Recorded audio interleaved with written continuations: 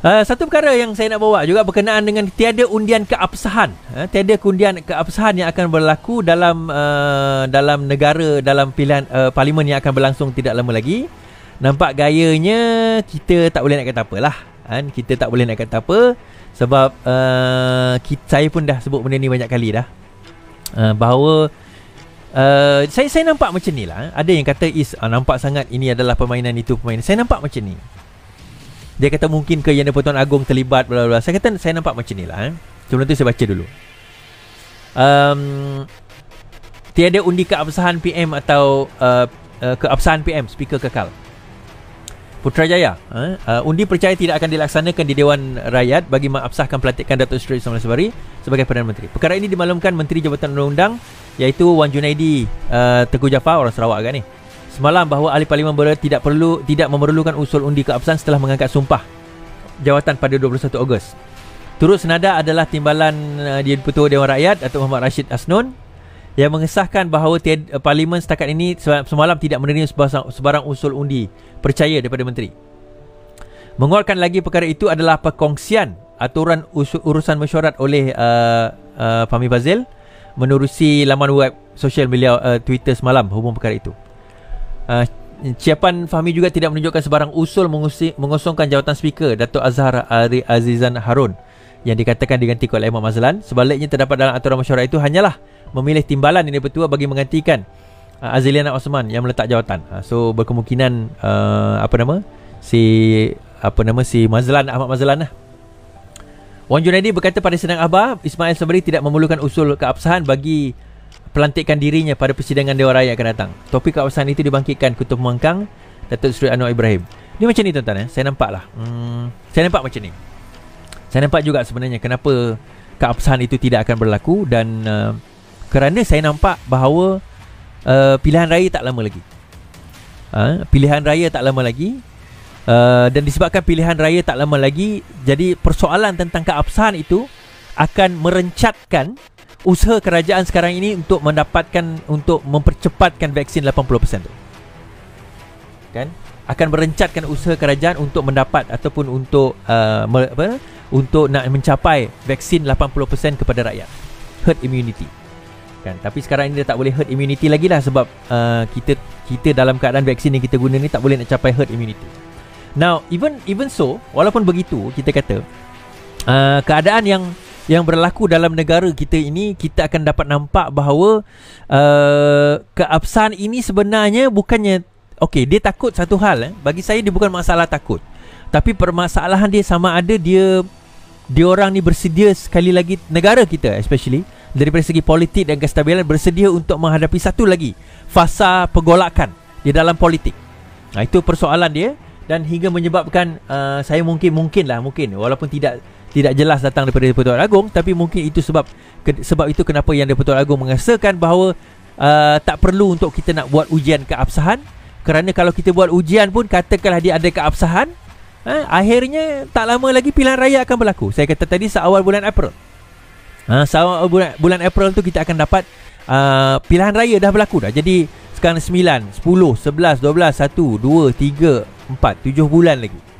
Kita boleh jangka dalam masa 7 bulan lagi pilihan raya akan berlaku. Jadi daripada situ kita nampak tak perlu ada keabsahan, kerana ada ke tidak ada majoriti akhirnya akan ditentukan dalam pilihan raya yang akan datang. Okey, saya nak bawa, okey, itu dah habis poin kat situ. Saya nak bawa satu kisah tentang, mungkin boleh potong bahagian ni lah.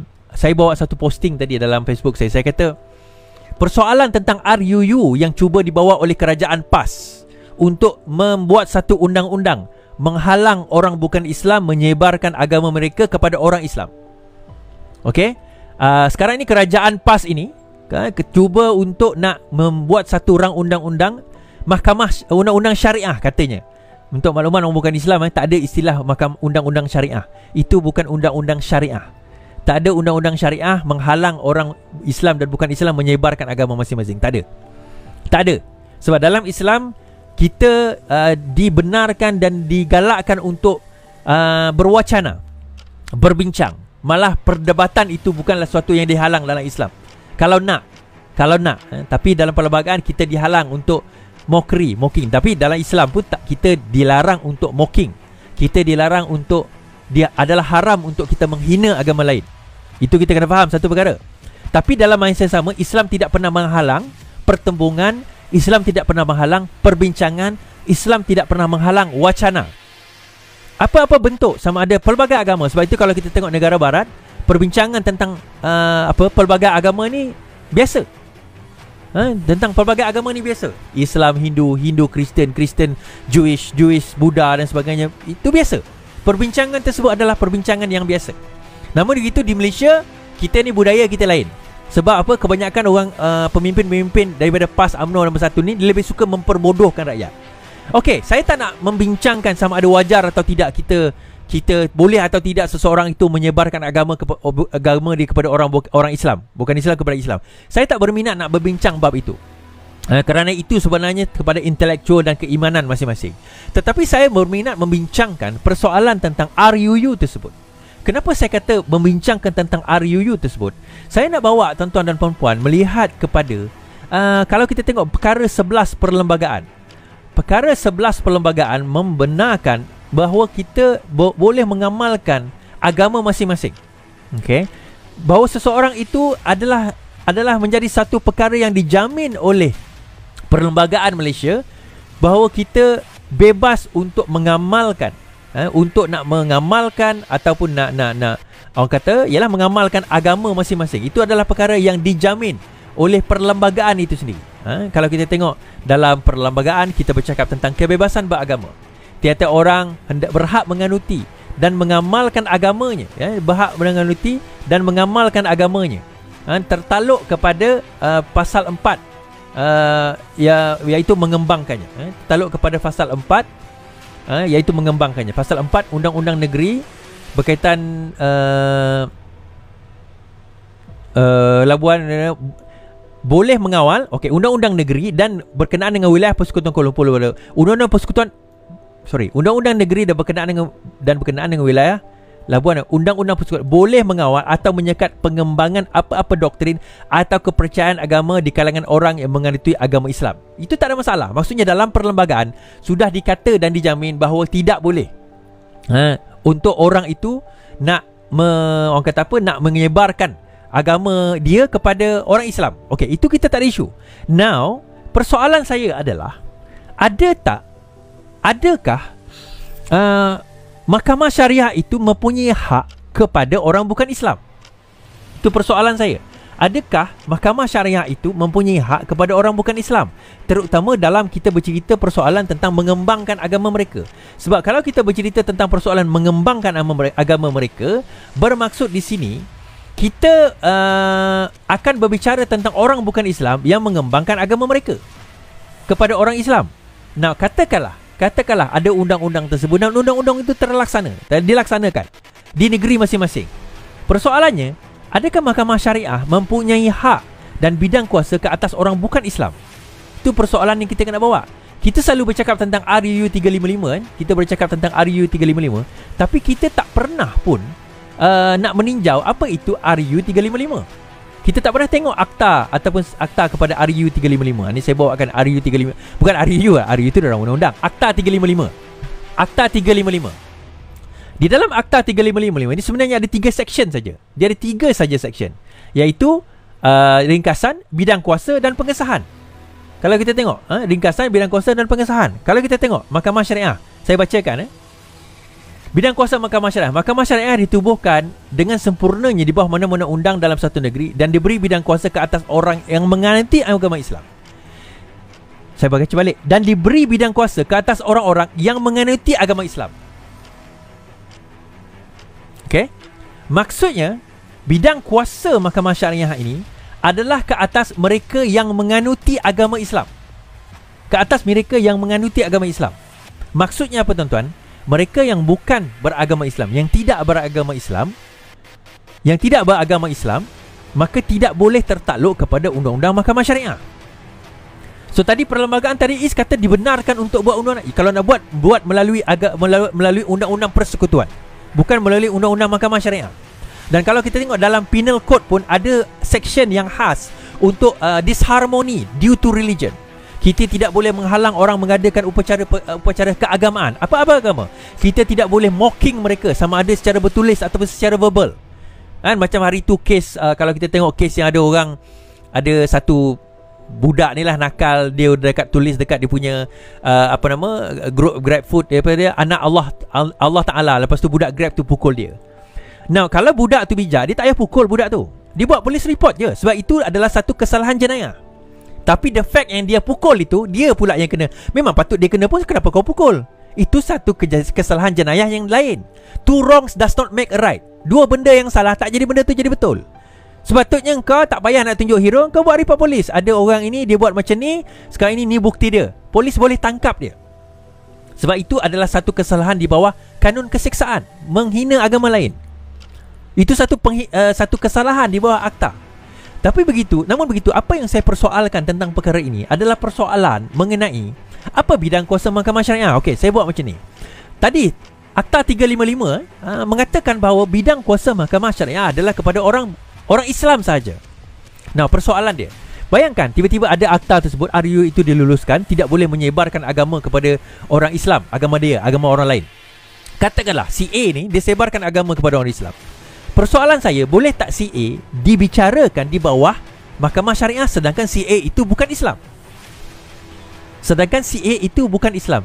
Ini conundrum, ini dilema kepada mahkamah syariah. Disebabkan mereka tidak boleh menghukum orang yang ataupun membicarakan ataupun membawa ke mahkamah syariah orang bukan Islam. Disebabkan itu ada di antara ajaran mereka tak boleh katakan sesat. So biasanya mereka tak kata ajaran itu sesat dahulu. Dia panggil untuk tukar bincang, berdialog dan sebagainya. Akhirnya dia kata, kenapa dia kata kalau dikatakan dia sesat, katakanlah ajaran Syiah ke, Ayah Pin ke, Arkam, kalau dia sesat, maka dia bukan lagi dianggap sebagai, dia macam sesat, okey, sesat daripada agama, tetapi sesat dan kafir. Kafir tu maksudnya dia telah keluar daripada agama Islam. Apabila dia telah keluar daripada agama Islam, maka dia tidak lagi tertakluk kepada mahkamah syariah. That is the problem. Nah, tuan-tuan, saya membawa benda ini dalam konteks undang-undang dan perbincangan kerangka undang-undang. Jangan terlalu emosi sangat jangan terlalu emosi sangat. Sampaikan apa orang kata, terlalu emosi sangat sampai tak nampak point dia. Inilah dia orang yang ni nak merosakkan agama Islam, nak menghancurkan agama Islam. Bye. Engkau sendiri pun tak tahu undang-undang Islam tu apa. Tiba-tiba nak cakap tentang nak menghancurkan agama Islam. Engkau sendiri pun tak faham RU tu apa Akta 355 tu apa. Kau sendiri tak faham tentang bidang kuasa mahkamah syariah itu apa. Tiba-tiba kau kata nak menghancurkan agama Islam. Belajar tentang kau punya undang-undang dahululah. Dan mahkamah syariah dan Islam itu sendiri adalah dua perkara yang berbeza. Nama dia mahkamah syariah, tapi belum tentu dia mengikuti 100% syariah Islam. Saya tak kata dia melanggar, belum tentu dia mengikut 100%. Tak cukup lagi. Ada benda yang dia tak cover. Sebab itu perbincangan yang lain. But my point is, ada masalah dekat situ dalam RU tersebut. Sebab itu kalau pembangkang bijak, dia akan ambil kesempatan. Dia punya soalan simple saja. Kalau sekiranya benda ini dilulus, saya berminat nak baca arang undang-undang tersebut lah. Saya berminat nak baca apa yang nak dibawa, tak pernah dibentangkan lagi. Saya berminat nak dengar perbahasan tentang perkara tersebut. Apakah bidang kuasa mahkamah syariah ini lepas ini akan extend kepada orang bukan Islam, ataupun hanya yang dihukum adalah mereka beragama Islam? Contohnya A pergi jumpa dengan B. A menyebarkan agama A ni bukan Islam, B Islam. Dia menyebarkan agama kepada B. Adakah hanya B yang akan dihukum berdasarkan undang-undang tersebut? Sebab B tak boleh, A tak boleh dihukum sebab A bukan Islam. So bagaimana? Jadi persoalan-persoalan ini yang sebenarnya dia orang tak address. Dia orang lebih Dia sebenarnya ni tuan-tuan, nak menampakkan dia nak jadi hero. Itu je. Nak tunjuk, kami tengok, kami telah memperkasakan undang-undang Islam. Tengok, kami tak membenarkan orang bukan Islam menyebarkan agama. Daripada tahun 1957 lagi perlembagaan dah kata tak boleh. Korang tak payah nak jadi hero sangat lah. Benda tu bukan baru. Dan dalam penal code pun dah kata tak boleh mocking agama lain, tak boleh ni, tak boleh menghina agama lain, tak boleh kacau upacara agama lain. Dah ada undang-undang tu. Dan kalau kita nak tambah pun, nak tambah dalam penal code boleh lah. Tapi nak tambah dalam mahkamah syariah memang tak boleh. Bukan tak boleh tuan-tuan, boleh. Tapi dia umpama kita ada kapak, tapi kapak tu dekat seberang sungai. Dan sungai sekarang itu penuh dengan buaya.